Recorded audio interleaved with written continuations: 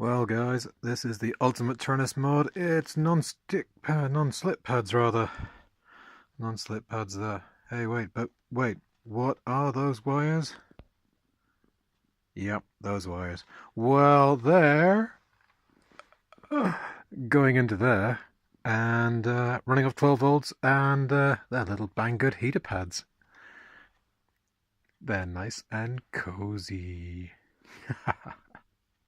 So I've got a 3-cell just feeding into a, a buck converter, quite a big one actually, but it's just inside the battery bay.